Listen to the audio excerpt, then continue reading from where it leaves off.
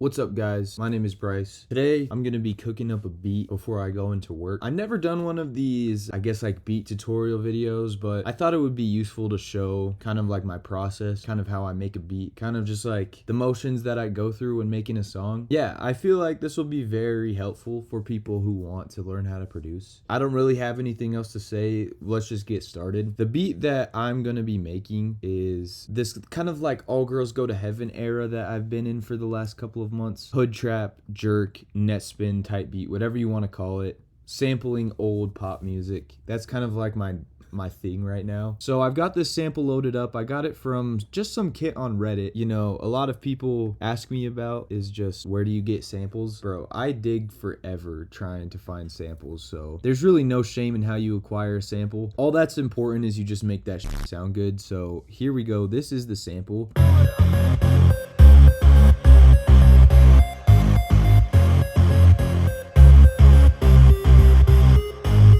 I feel like this is super Lady Gaga, The Fame, Poker Face kind of vibe. The Fame is literally one of my favorite albums ever. I wanted to just make something like that, but I wanted to put that kind of like YT, new Gen Z spin on it where it's got like just the jerk beat, bro. That's really the thing.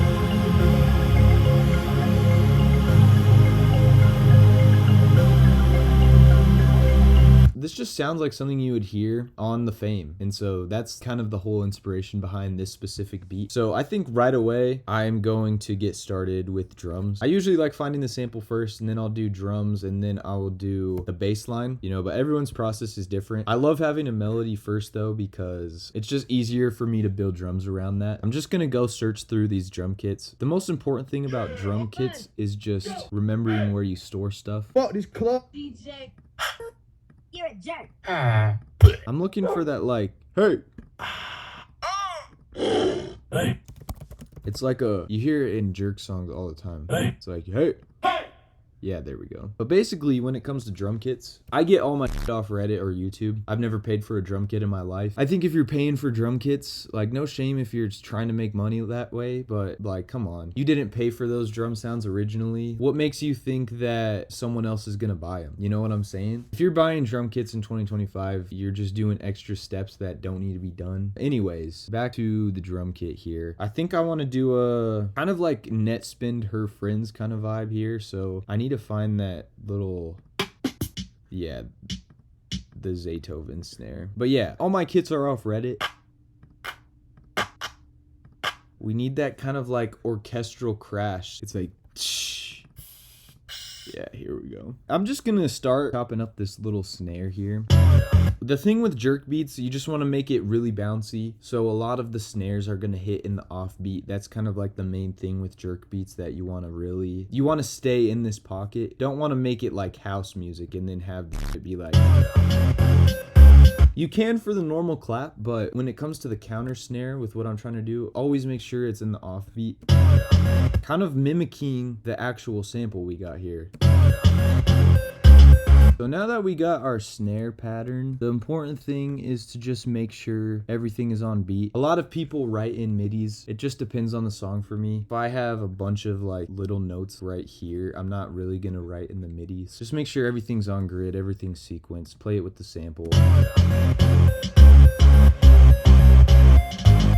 Like, bro, I can literally already hear like net spin or YT over this. That's how you know we have found the plot. All right, next I'm gonna put in the cymbal. Cymbals, I'm not gonna say go crazy because it's not always the best to go crazy. I would say go crazy if it is like the chorus of the song. I feel like that's okay. I'm also gonna pull this in. I feel like that is just the sound of jerk music. So since this is kind of like the chorus section here, I'm gonna go a little bit more crazy with the cymbals, but I'm not gonna use the cymbals in the verses. So I think that's where we can get that nice balance. We'll do...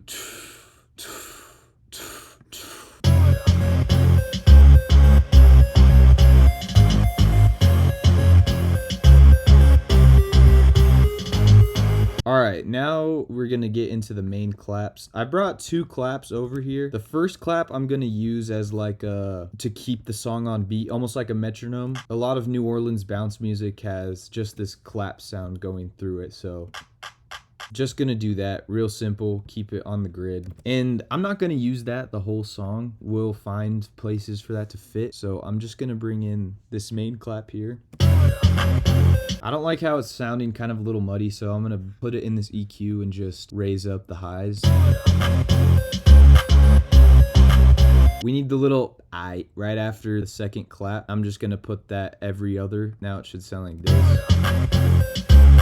See, that's like, bro, we've already got the basis of the jerk sound. So all that's really left is just turning it into a song. So like, this is gonna be the hook, obviously.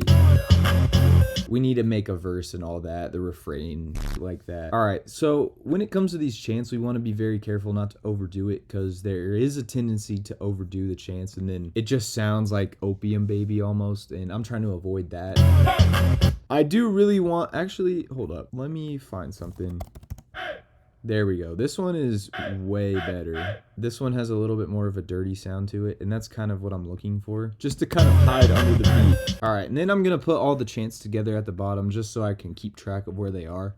And then I'll put the crash under the main percussion. Okay, so next up is gonna be the 808. And so I'm gonna go back into the drum kit I've been using. Again, like I said, the most important thing about being a producer is just having a good sense of recall, so you know where the best stuff within your kits are. I have so many kits, so it's just really important to make sure that you know, okay, I have this snare in this kit, and this is gonna be one of my best sounding snares. 808s, I really only use a couple 808s throughout my whole song, but I feel like this one calls for something different. All right, I'm sure we can find something good with these. I'm gonna mute the sample just so I can hear what each individual 808 sounds like in the context of the beat before I like harmonize it with the sample.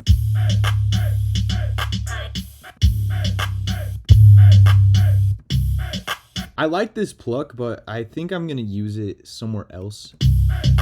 I don't feel like it constitutes enough as a main 808. I think I'm gonna go with skate 3. It's just so dirty and it's so in your face. I don't know, that's just kind of the point of jerk music, in my opinion. What I just did there, I just dragged it down, put it in the sampler, and now I'm gonna write a MIDI region for it. Biggest thing with 808s, just make sure they are basically in the same key as the sample. I know Nick Muir says that a lot. It's kind of Nick Muir's main talking point, but it's really true. You don't want a sample that clashes with your 808s. You know, I feel like a lot of beginner producers miss this because the 808 just sounds good. So like, beginner ears can't really hear scale that well, so I'm just letting you guys know this. I still don't have music theory memorized. I don't know all my charts and scales and stuff like that. Whatever key the song is in, I just look up the key on Google and then I write a melody based off of these notes. You don't need to overcomplicate it. F minor, so obviously our bass note is going to be F, and then the only white notes we're using are going to be the G and the C, and then the rest of the notes are going to be on the black keys. Just for simplicity's sake, we are going to start in F. Actually, we'll start with C. Also, sometimes it can be helpful to drown out the low end of the sample just so you can hear the 808.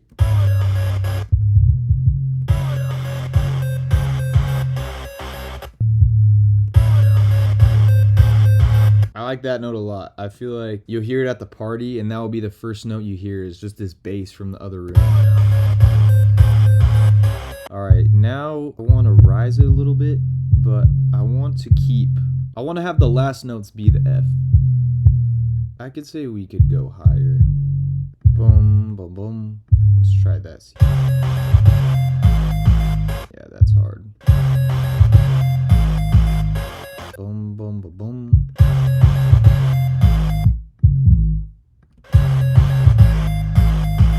All right, I think that's it. Hear what it sounds like.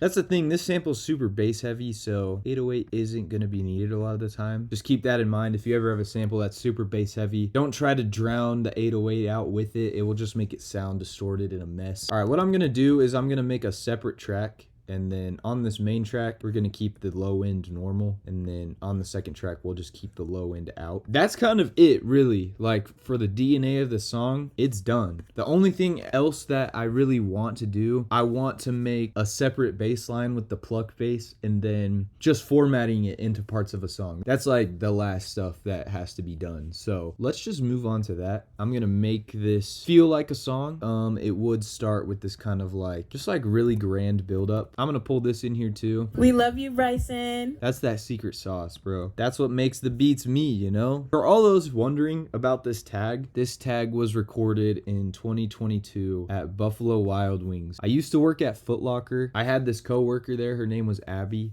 And we were all just eating at Buffalo Wild Wings one night. And I don't know how like producer tags got brought up, but someone was like, "Hey, yo, Pierre, you wanna come out here?" And then Abby went, and I was like, yo, I need a producer tag. And I just like, I don't know why, but I was just off the top of my head, can you record that for me? Can you record a tag for me? And she was like, yeah, that would be dope. So I just said, say, "We love you, Bryson." And then, you know, it became a hit. I guess a hit. I say that like I have a million production and like, it's not a hit yet. But I don't know. It's just so, it's iconic in my lore, and that's all that matters. We love you, Bryson.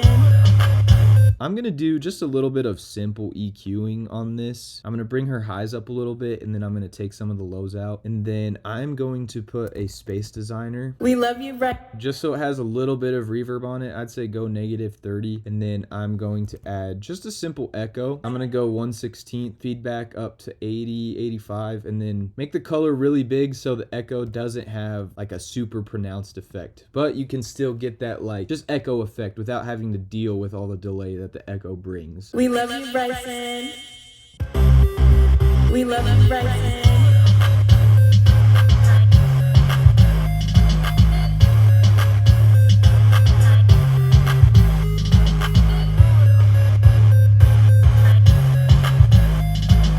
And we got some other parts of the sample over here, so I think I'm just gonna bring those in.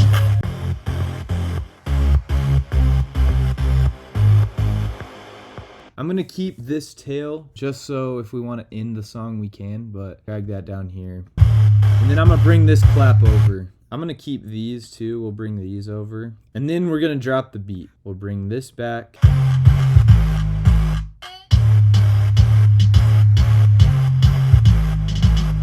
And then I'm gonna bring these over. And then I feel like logically the next part would be the chorus. I feel like we need something to kind of lead into the chorus again. So I'm gonna go back to my drum kit here. I'm going to go into snares. And we're gonna just do a simple snare roll to kind of let the listener know that the chorus is coming back. I don't really wanna drop the sample out again since we just did that for the second part of the verse. So I'm just gonna create 8 bars here. And we're just gonna drop these down a little bit. And then we are going to take this, the Beethoven snare, we're gonna stop that right here. All right, let's hear what this sounds like.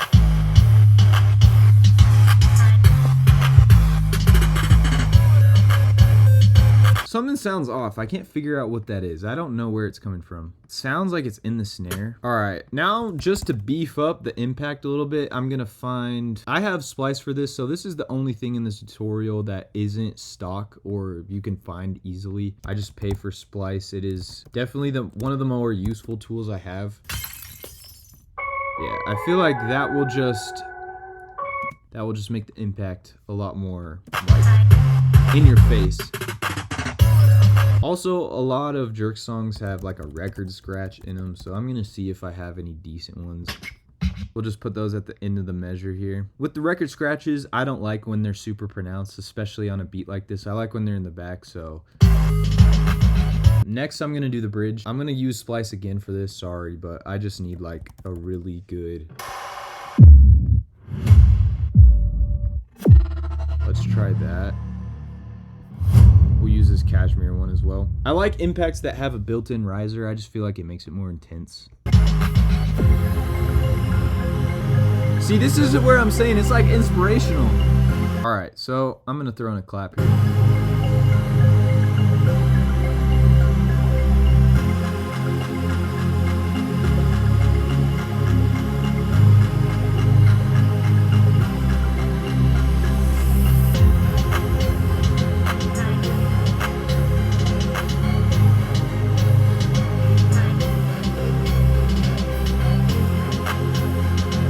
That's what I'm saying, bro. It's like, this is so hard.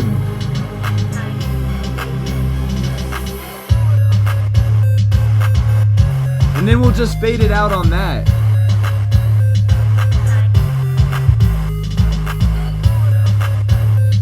We'll bring the snare roll back.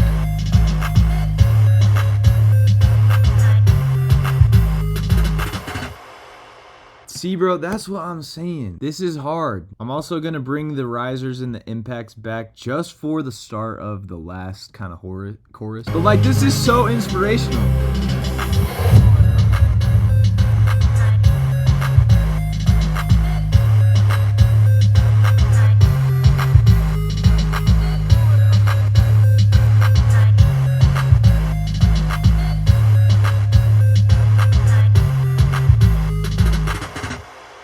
There you have it, guys. That was me making a beat before I gotta go to work. Thank you guys so much for watching. I hope you learned something in this video. And if you didn't, I just hope you enjoyed the beat. I'm definitely gonna record over this when I get the time. If it's fire enough, I might just throw it on the album because it's fire. But yeah, thank you guys for watching. Make sure to like and subscribe. I will see you guys in the next one. Peace.